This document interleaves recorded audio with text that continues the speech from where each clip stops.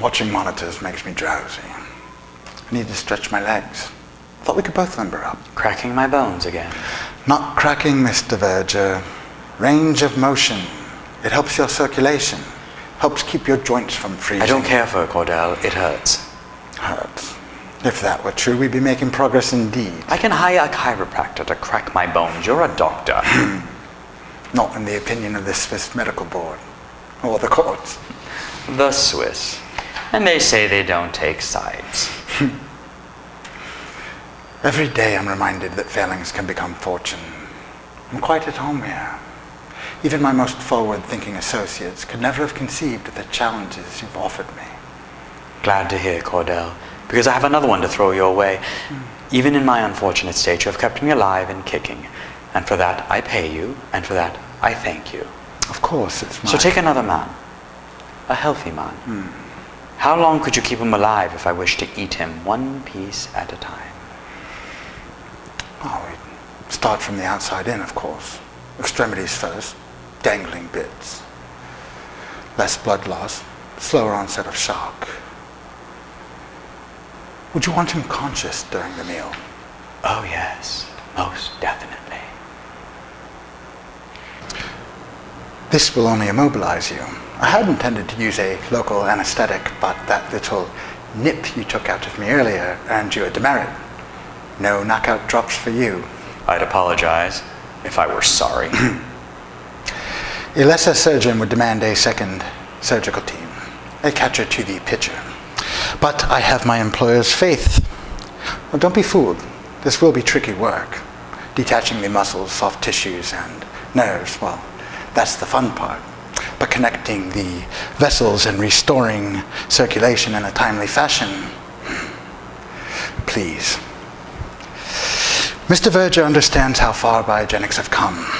That if he was willing to actually wait, I could grow him a new face from his own cells.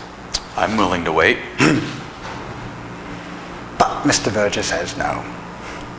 He has very specific taste. It seems he doesn't want his own face. It seems he'd prefer to acquire your pretty features instead. And you're paid to give him what he wants? Mr. Verger pays me, yes. But we share an ability to see things that others shy away from. He understands that true progress knows no bounds. He might, but you're only his sawbones. We share a vision, he and I.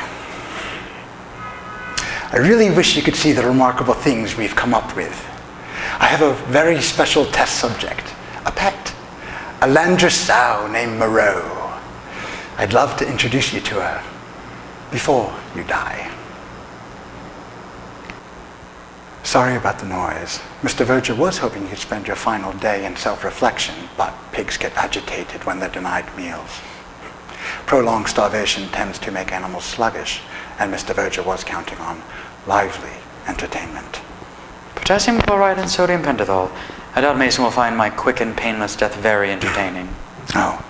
No, I won't administer them at the same time. It's more an either-or situation. A choice in how I die. You have two options, Dr. Lecter. Heads or tails. Choose tails, and you'll be hoisted up so that the pigs will eat you from your feet first.